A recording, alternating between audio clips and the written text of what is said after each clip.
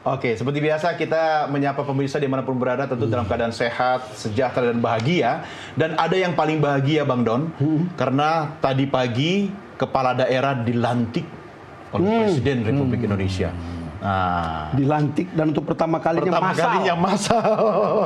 Mereka lebih bahagia kayaknya. Iya, bahagia. Saya tidak tahu bahagia apa enggak. Nah, karena kita tadi pagi sudah dihiasi tentang pelantikan kepala Dan daerah.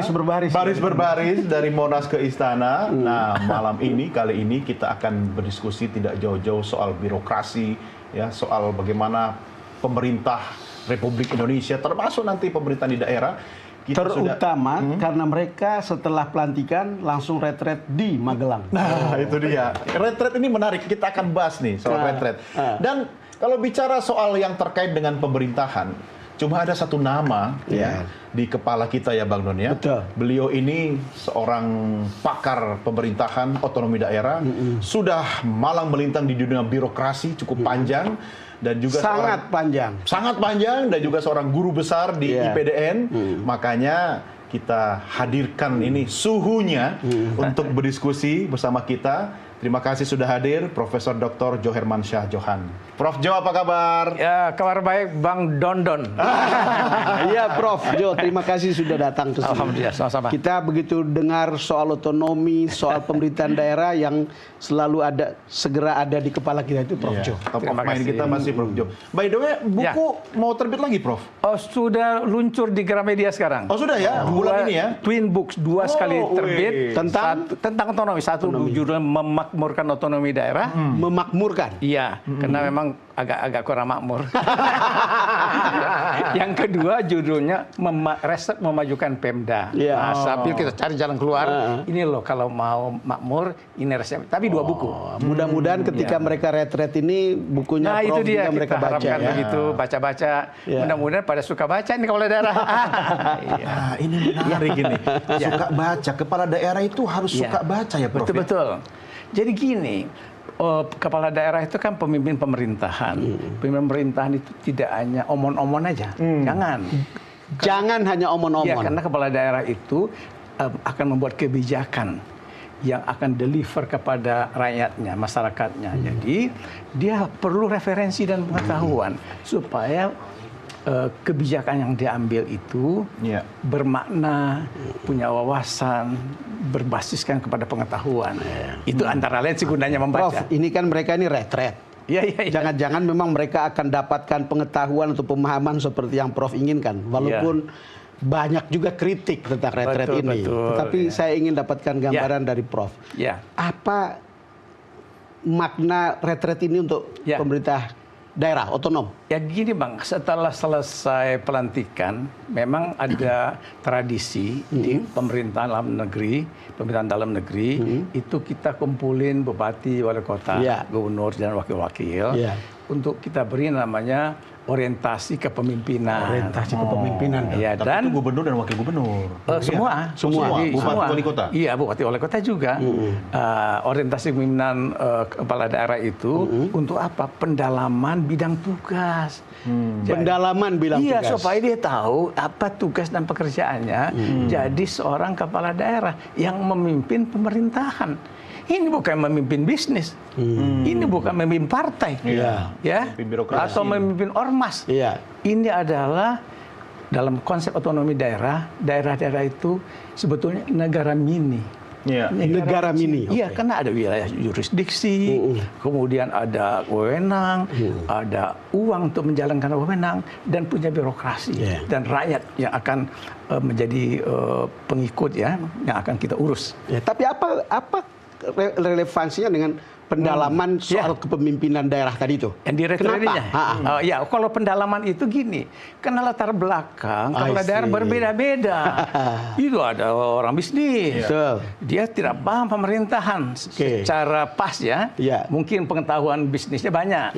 Kemudian ada juga politisi. Ada bisnis, ada politisi.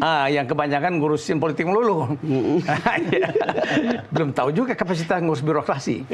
Satu lagi adalah orang-orang yang bergerak di bidang organisasi kemasyarakatan, civil society, ormas kita. Nah, itu juga belum tentu paham bagaimana memanage birokrasi, menjalankan program dan kegiatan yang gede. Ya kan? Nah, satu lagi adalah teman-teman yang berasal dari birokrasi sendiri. Nah, biasanya ada pegawai, ASN, ada juga polisi, ada tentara. Tapi dua-duanya polisi tentara kan tentu beda. Ketika memimpin daerah, dia harus menggunakan pendekatan supremasi sipil. Bukan membawa sistem komando lagi ke dalam dunia pemerintahan daerah. Nah, itu harus kita beri bekal, Bang. Emang retret itu gaya-gaya apa, Prof? Sipil atau militer? Kalau retret ini kan tempatnya di Akmil. Jadi kita atau publik lah paling tidak membacanya ini, apalagi kalau ini pakai baju-baju seragam hijau-hijau. Nah, itu bisa saja dibaca publik bahwa ini adalah ala militer. Militeristik style. Ya, style lah. Gaya ya. Iya, style. Gaya tidak salah dong, Prof. Iya, bisa dibaca oleh publik. Begitu gaya sih. Ya nggak ada salah juga. Memang karena pengetahuan atau disiplin di tentara perlu juga dipakai di dunia sipil toh. Itu ada manfaatnya. Kemampuan baris-baris bolehlah sedikit. Kenapa? Karena dia sebagai kepala daerah, saya pernah jadi penjabat gubernur, Bang. Karena jadi di Orda ada gubernur ditangkap KPK, kita jadi penjabat gubernur. Nggak pakai baliho. Ya kan? Pimpin. Nah, itu kan harus upacara. Upacaranya juga kayak sedikit TUM namanya, tata upacara militer. Jadi kita harus bisa hormat, balik kanan, ya kan, maju jalan, gitu kan.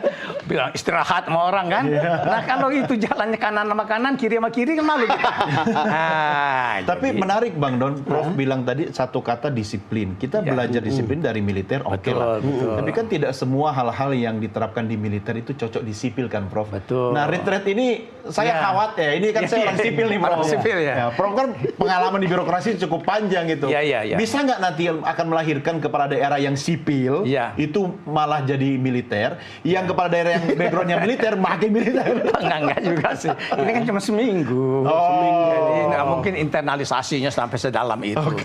Jadi ini ya permukaan dapat tipis-tipis lah, tipis-tipis, tapi nggak bakal dalam sih. Nah, kalau dia seminggu seperti itu, apakah gagasan tadi seperti yang Prof bilang, pendalaman soal kepemimpinan daerah gitu, itu lebih cukup nggak untuk seminggu seperti itu, dan itu massal gitu? Ya, itu yang saya khawatirkan. Kita kan belum dengar itu apa sih kurikulumnya, materinya. Tapi kan sudah ada informasi-informasi dari pejabat-pejabat pemerintah yang menginformasikan bahwa nanti akan ada menteri-menteri ngomong. Menteri-menteri ngomong. Akan menyampaikan program-program pusat, program strategis.